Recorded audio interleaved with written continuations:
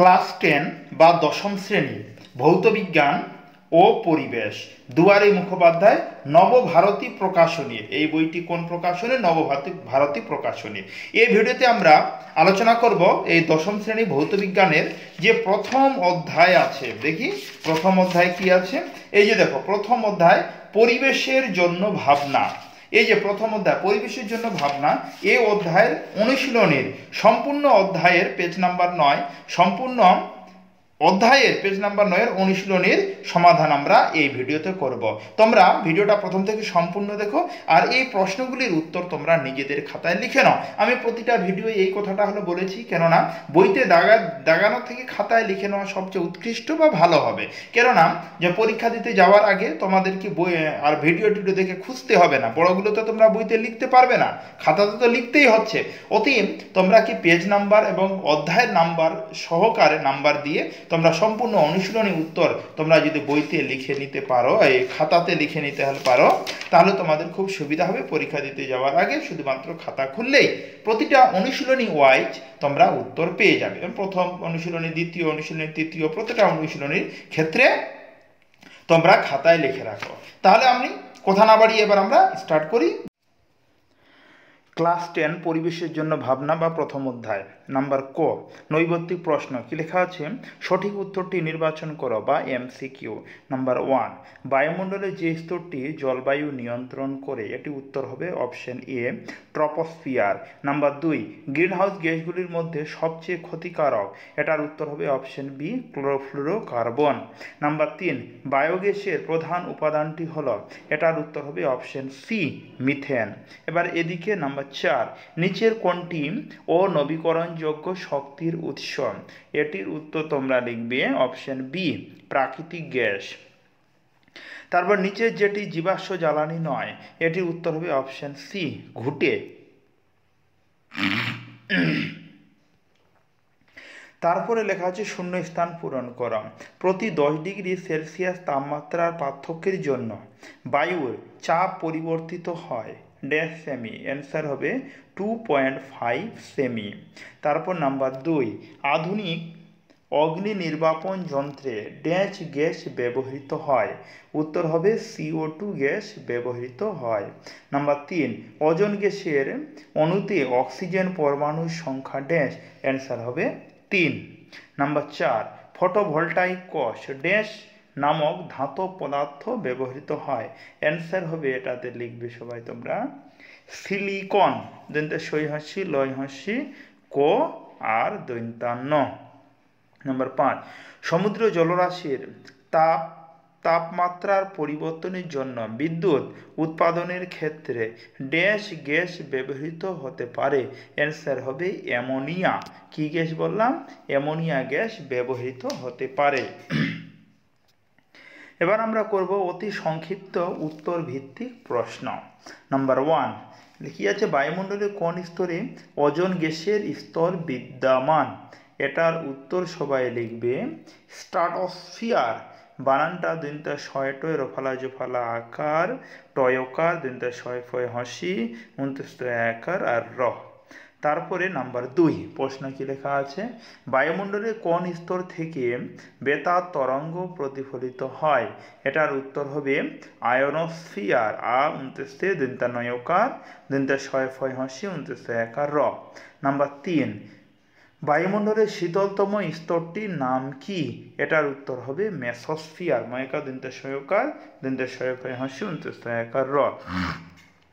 Number 4, রান্নার কাজে ব্যবহৃত গ্যাস সিলিন্ডারে কোন গ্যাস ভরা থাকে, এটার উত্তর করবে সবাই এলপিজি। কোন গ্যাস? এলপিজি গ্যাস ভরা থাকে। নাম্বার 5, কলেড মিথেনের প্রধান উৎস কি, এটার উত্তর করবে সবাই কয়লা খনি। এবার নাম্বার 6 কি লেখা আছে? CFL এর পুরো নাম কি? দেখো আমি নামটা পুরো বলে দিচ্ছি, তোমরা ভালো করে মনে রাখো। Compressed fluorescent lamp. আমি আবার বলছি, কম্প্যাক্ট ফ্লুরোসেন্ট ল্যাম্প। বানানটা হলো COMPACT, compact fluorescent, FLUORESCENT LAMP, fluorescent lamp, LAMP। Clear? এবার OTEC এর পুরো নাম কি? এটার পুরো নাম হলো ওশিয়ান থার্মাল এনার্জি কনভার্সন। তাহলে বানানটা বলছি, ওশিয়ান, OCEAN, ওশিয়ান থার্মাল, টিতে thermal, THERMAL, thermal, energy, ENERGY, energy, conversion, CONVERSION, Ocean thermal energy conversion.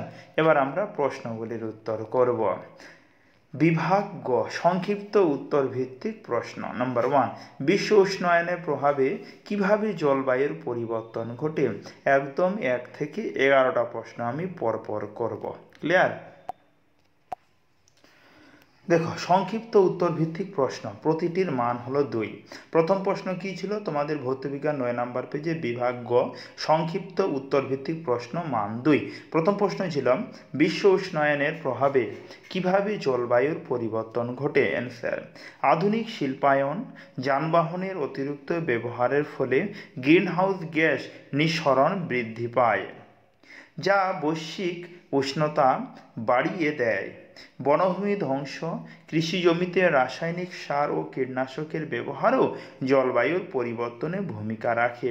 ফলে মেরু অঞ্চলের বরফ গলে সমুদ্রপৃষ্ঠের উচ্চতা বৃদ্ধি পায়, খরা ও ঘূর্ণিঝড়ের ঘটনা বাড়ে এবং পরিবেশগত ভারসাম্য নষ্ট হয়। তাহলে 1 নম্বর প্রশ্ন হলো।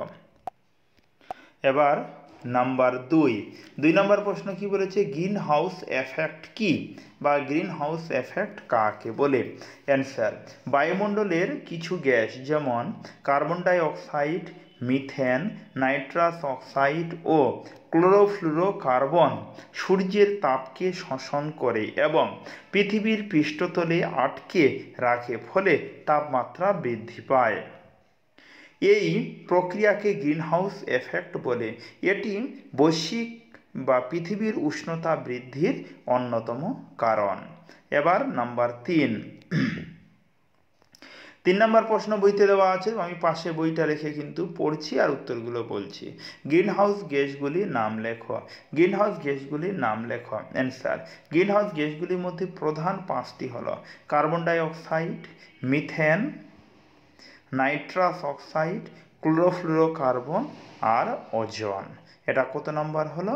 3 নাম্বার। এবার আমরা 4 নাম্বার করব। নাম্বার 4, সুমেরু জ্যোতি বা অরোরা বোরিয়ালিস বলতে কি বোঝো? নাম্বার 4 প্রশ্ন। অ্যান্সার, মেরু অঞ্চলে সৌর বায়ুর চার্জযুক্ত কণাগুলি যখন পৃথিবীর চৌম্বকীয় ক্ষেত্রে প্রবেশ করে এবং বায়ুমণ্ডলের উচ্চ স্তরের গ্যাসের সঙ্গে বিক্রিয়া করে তখন বর্ণালী আলোক সৃষ্টি হয়। এই আলোক প্রবাহ উত্তর গোলার্ধে অরোরা বোরিয়ালিস এবং দক্ষিণ গোলার্ধে অরোরা অস্ট্রালিস নামে পরিচিত। এটি মূলত সবুজ, লাল, বেগুনি ও নীল রঙের হতে পারে। এবার নাম্বার 5 নম্বর প্রশ্ন। 5 নম্বর প্রশ্নে কি লেখা আছে? অলোক মেঘ বা সিরাস কাকে বলে? অলোক মেঘ বা সিরাস কাকে বলে? অ্যান্সার, সিরাস মেঘ হলো পাতলা ও পালকের মতো সাদা মেঘ, যা সাধারণত 20,000 থেকে 40,000 ফুট উচ্চতায় গঠিত হয়। এটি সাধারণত ভালো আবহাওয়া সংকেত দেয়, তবে মাঝে মাঝে ঘূর্ণিঝড়ের পূর্বাভাসও হতে পারে। সিরাস মেঘ প্রধানত বরফ কণার দ্বারা গঠিত হয়। 5 নম্বর হলো। এবার নাম্বার 6 কি লেখে? বায়ুমণ্ডলে ওজোন স্তরের গুরুত্ব কি? বায়ুমণ্ডলে ওজোন স্তরের গুরুত্ব কি? অ্যান্সার, বায়ুমণ্ডলে স্ট্র্যাটোস্ফিয়ার স্তরে ওজোন গ্যাস বিদ্যমান, যা সূর্যের ক্ষতিকর অতিবেগুনি রশ্মি শোষণ করে।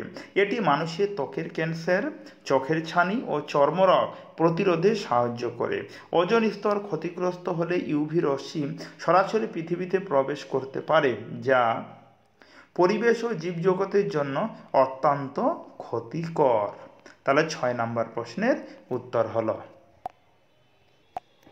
7 নম্বর প্রশ্ন কি লেখা আছে, জীবাশ্ম জ্বালানি কাকে বলে? অ্যান্সার, লক্ষ লক্ষ বছর ধরে মৃত উদ্ভিদ ও প্রাণীর অবশেষ ভূগর্ভে চাপ ও তাপের প্রভাবে রূপান্তরিত হয়ে যে দাহ পদার্থে পরিণত হয় তাকে জীবাশ্ম জ্বালানি বলে। ক্লিয়ার?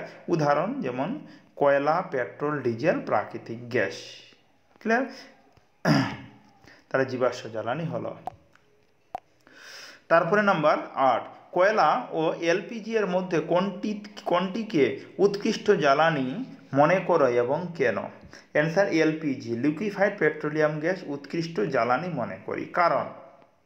কারণ দেখুন, এটি বেশি ক্যালোরিফিক মান বা শক্তি উৎপাদনের ক্ষমতা সম্পন্ন, দহন সম্পন্ন হয়, ফলে কম ধোঁয়া ও দূষণ সৃষ্টি করে।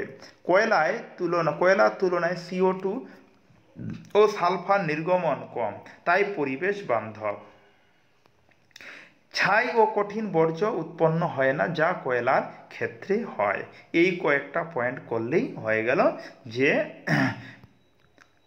এলপিজিকে উৎকৃষ্ট জ্বালানি মনে করি।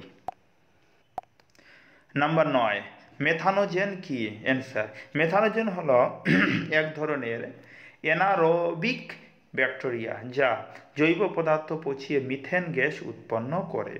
এটি মূলত পাওয়া যায় জলাভূমি ও গবাদি পশুর অন্ত্রে। ক্লিয়ার? তারপরে নাম্বার 10, এবার নাম্বার 10, ভূতাপীয় শক্তি কাকে বলে? ভূগর্ভস্থ গরম জলাধার, গরম শিলা ও ম্যাগমা থেকে প্রাপ্ত তাপ শক্তিকে ভূতাপীয় শক্তি বলে। ক্লিয়ার? এবার নাম্বার 11 নাম্বার করব। ফটোভোল্টাইক কোষ কাকে বলে? ফটোভোল্টাইক কোষ হলো এক ধরনের সেমিকন্ডাক্টর ডিভাইস যা সূর্যালোককে সরাসরি বিদ্যুতে রূপান্তর করে। এটি সৌর প্যানেলে ব্যবহৃত হয়, সাধারণত সিলিকন দিয়ে তৈরি। সৌরশক্তিকে ডিসি বিদ্যুতে রূপান্তরিত করে। তাহলে দেখো, আমি এই ভিডিওতে ক্লাস 10-এর ভৌতবিজ্ঞান যে প্রথম অধ্যায় পরিবেশের জন্য ভাবনা, দুয়ারী মুখোপাধ্যায় বইটার নাম কি? দুয়ারী মুখোপাধ্যায়ের লেখা নবভারতী প্রকাশনী বইয়ের 9 পেজের অনুশীলনী প্রশ্নের উত্তরগুলি আমি এই ভিডিওতে করলাম। সম্পূর্ণ ভিডিওর উত্তরগুলি তোমরা তোমাদের খাতায় লিখে নাও। আর এরপরে কি সাবজেক্টের অনুশীলনী পেতে চাও আমাকে জানাতে পারো, আমি চেষ্টা করব তোমাদের সেই অনুশীলনী উত্তর দেওয়া। তার ভিডিও দেখার জন্য সম্পূর্ণ ধন্যবাদ।